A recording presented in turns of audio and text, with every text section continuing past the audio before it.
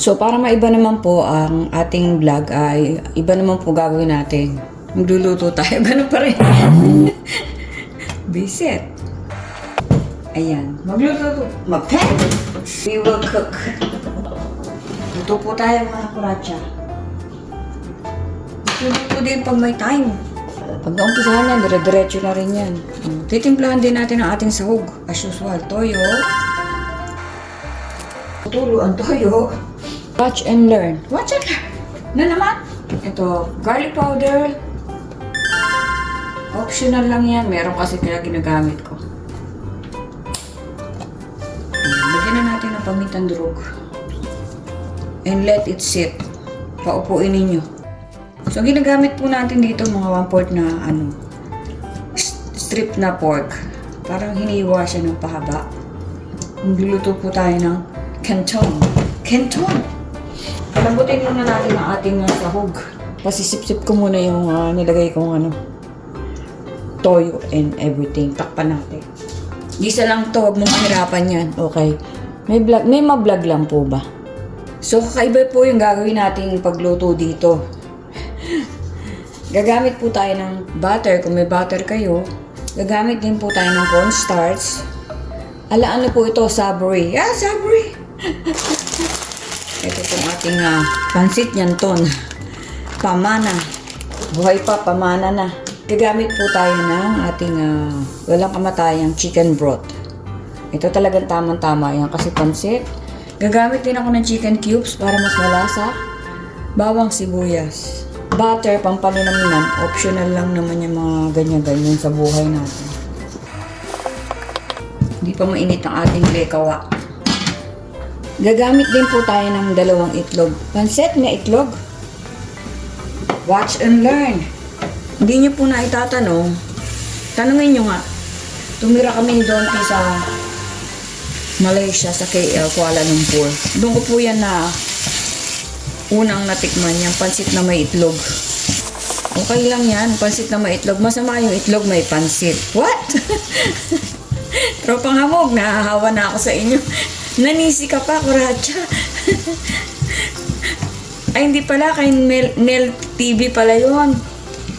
Pinag-uusapan nila kahapon yung itlog na may buhok daw. Malis na nga ako eh. Kung saan-saan na napupunta yung kanilang usapan eh. Pati buhok ng may buhok eh. Yay. Lagyan natin ng tubig para lang mambot ang ating as usual. Ayan. And then, habang pinalalambot niyo yan, gumawa kayo ng ibang trabaho. Walang matapos kayo. Marami kayong magawa. Cover. Itong kawali na to ginagamit ko, flat kasi. Flat sa ilalim dahil electric stove ang gamit natin. Dito naman sa ibabaw, hindi pantay. Wala talagang perfecto. Si perfecto lang. So, 3 itlog po ang gagamitin natin.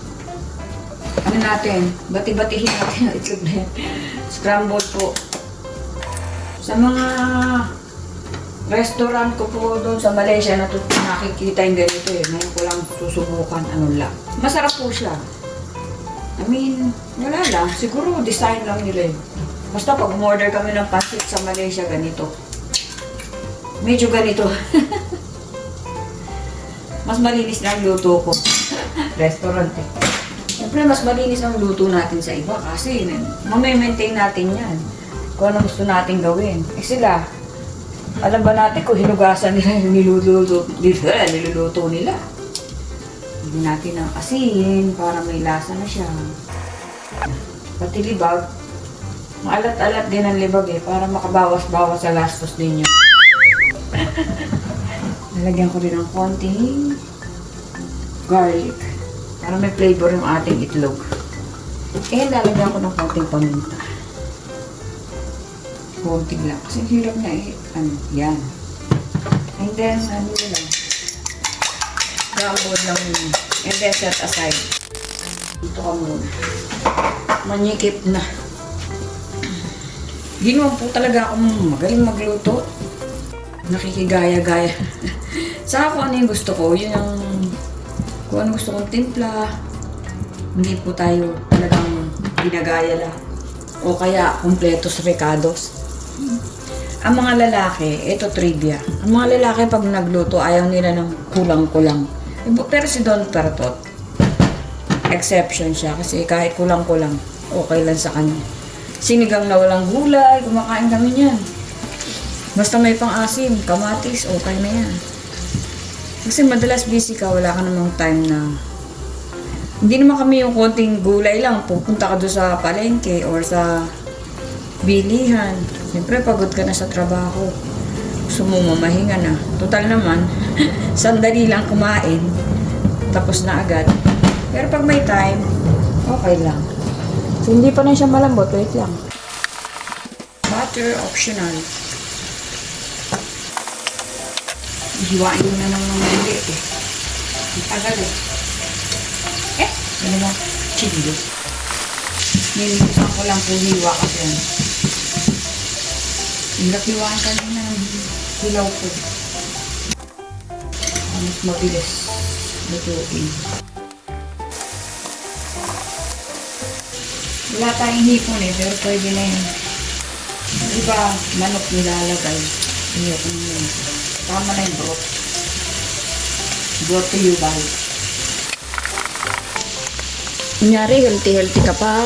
Olive oil, pero gumagamit ka ng butter. Kunyari.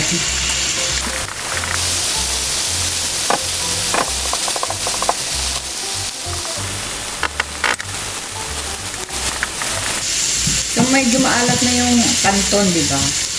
Hindi masyadong aalatan. Bakit nga ba maalat ang kanton? Dati, pag nagluluto ko ng pansit, may kamatis. My God, may kamatis. Pansit. Ang kapat. Chop onion to. Optional. Ayaw na lumamas eh. Then, lagyan natin ng, kung may oyster sauce kayo, lagyan nyo ng oyster sauce. By Mama Sita. May commercial pa. Parang may kasosyo. Pag wala naman toyo. Okay na yan kasi maalat yung ating cubes. Papatakan ko rin ng konting patis kung pabango. Mabango kasi ang patis sa ulam. Pero kung kayo amoy patis, hindi na babango. So, nakatamba yung ating broth. Lagyan ko ng konting toyo.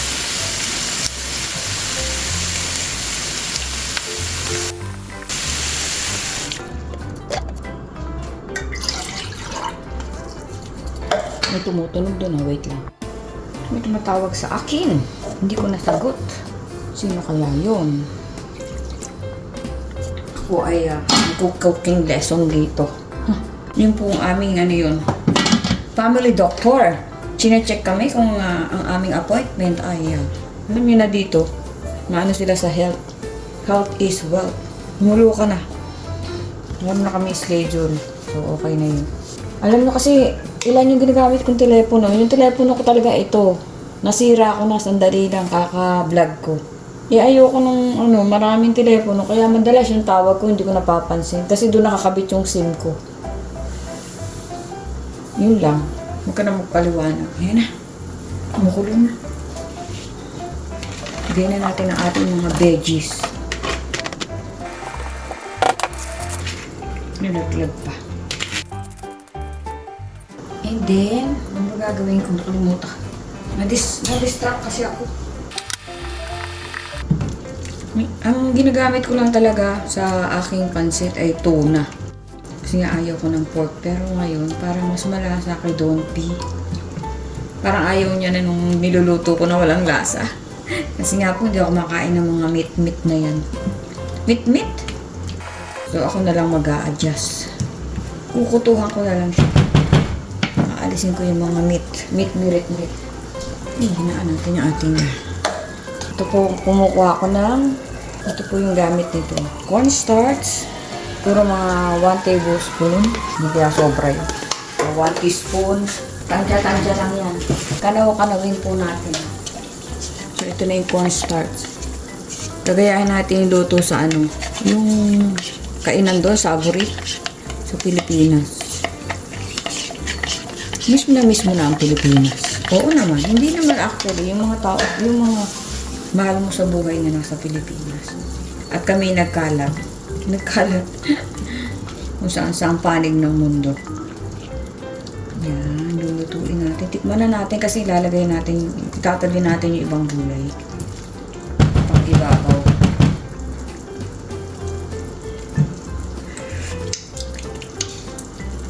O diba matabang?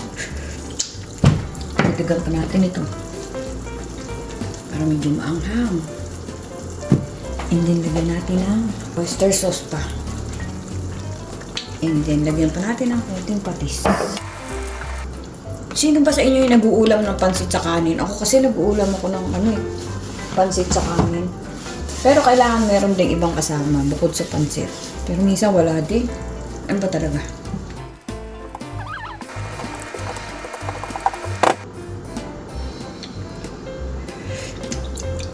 Lagyan natin ng konting sugar para manamis-namis ang ating pansit. May pansit ba may sugar? Meron ako. Ay, putya, natapon pa. Nagkalat ka pa, ha? Ayun na, ayaw ko na. May kalat ka, nilinis ko lang. My God. Hindi ka lang po, hindi ako matatahimik. Kakapunas ko lang dito, ay. Nagkalatching na. Hindi matatahimik ang buhay ko. Ayan. Lalagyan ko rin ng konting sesame. Sesame oil ba? Yan. Lalagyan natin ng konting sesame oil. Tchadan! Pampabango. Konti lang, ha?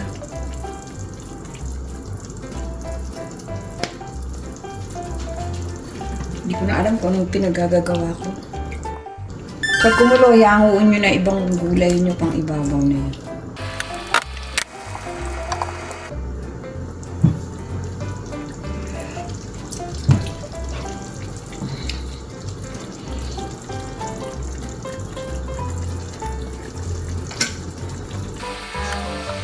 Kailangan yata yung sandok natin yung ano. Maghanap. Okay na yan.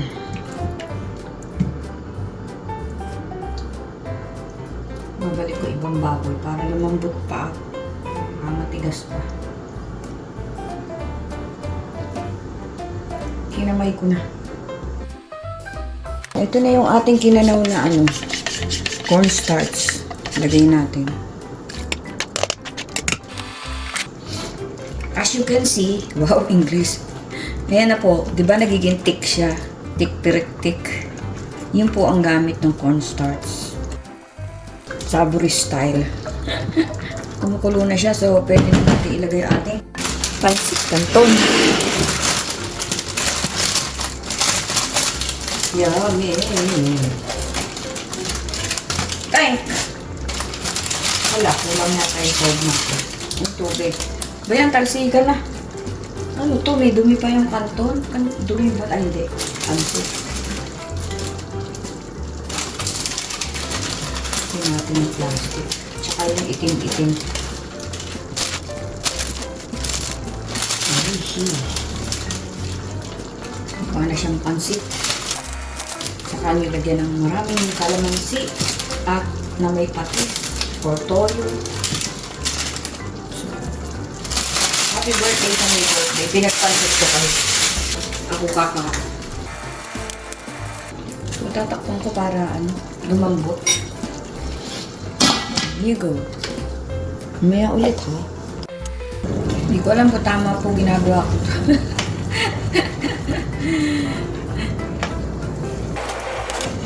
Ano ba? Ang likap mo, ha? Pag-away na ako dito sa kawali. So, medyo na sobrahan yata ako ng cornstarch. Dagan lang natin ng konting tubig. Yishi! Ayan, di po ba? Lumapot siya. Dapat yata hindi ko muna nilagay yung cornstarch. First time ko lang po kasi ginawa yung ganito. Maluluto rin naman yan. Woohoo! Madali nang maluto ang kanton. Mas madali ang kanton maluto kaysa sa bihon. Lalo na pag hinabili yung bihon eh, hindi maganda. Ay! Wala. Tanga. Yay! Nalubat po yung phone ko, hindi ko napansin. Yan. Di po ba medyo malapot siya? Hindi siya magdadry. So, pag naluto na yung pansit, okay na yan. Ang bango. Titikman na natin kahit hilaw pa yung pansit. Magtai ka dyan. Ano ba? Ayaw pa sumama, ha? Dami naman. Isa lang. Hilaw pa nga, eh.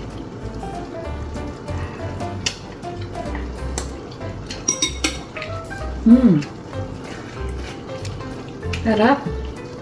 Medyo matigas pa po yung pansit. Hindi ko pa ng tubig. Dapat hindi gano'n. Hindi ako marunong magtansya. Teka. Kailan yan? So, yan. Hanggang maluto na po siya. Alrighty. Tatakpan ko para mas madaling maluto. Ganyan lang po. Yay, luto na siya. Sasalin natin siya sa isang lalagyan. Yun po. As you can see, huwag sana tumapot. Shortcutting ko na naman. Dahil marami po tayong ginagawa. Huwag kang tatapon! Yehey! Yummy! Amoy pa lang po. Masarap na. Simutin nyo dahil ang flavor ay naiiwan sa kawali. Mas masarap to pag mainit na kainin yung bagong luto. Siyempre. Pero, alam niyo naman, busy tayo.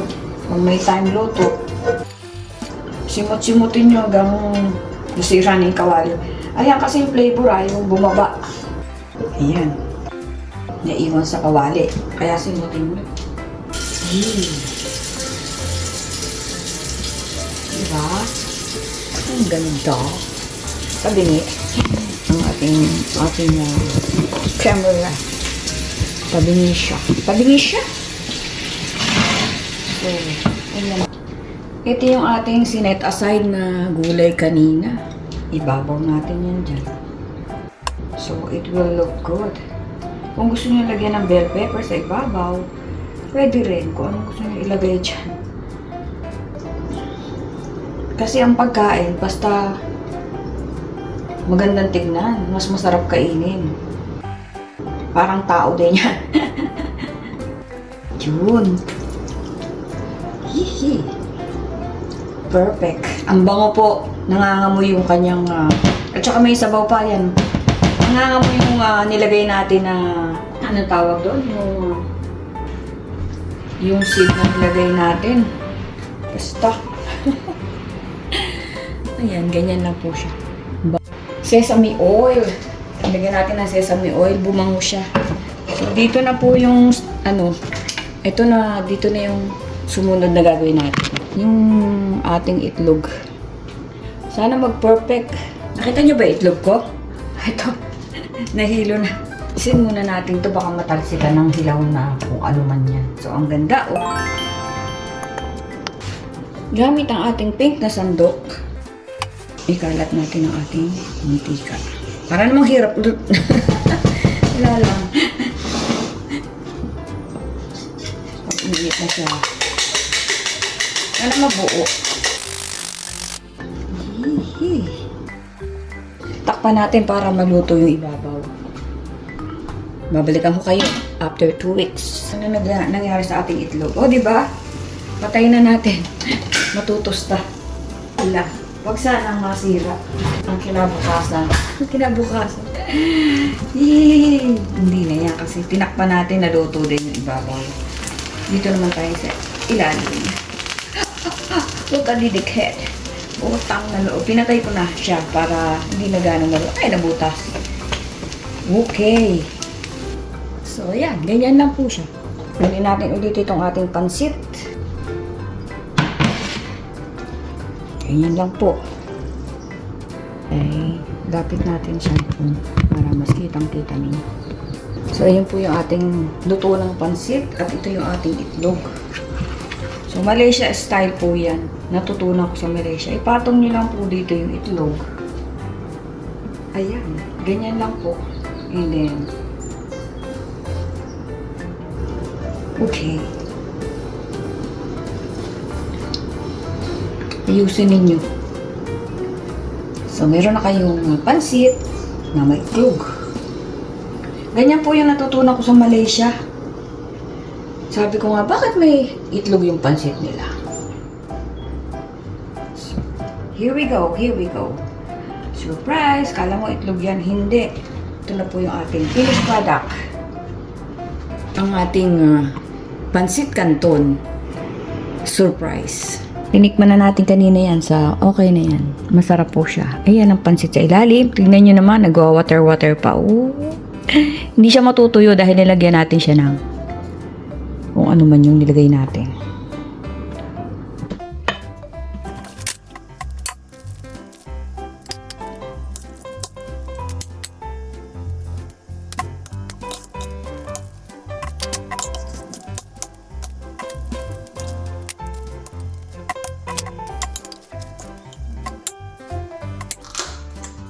With calamansi, patis, and toyo. Sarap po mga kuracha. Let's eat! Yee! Tignan nyo, hindi pa rin siya nag-dry dahil nilagyan natin siya ng cornstarch. Masarap siya. Good, good, good. Malalasahan mo yung kanyang nilagay ko na sesame oil. So, tsaka konting sugar. Ang sarap mga kakuracha. Try ninyo. Kain na po ako. Kain tayo.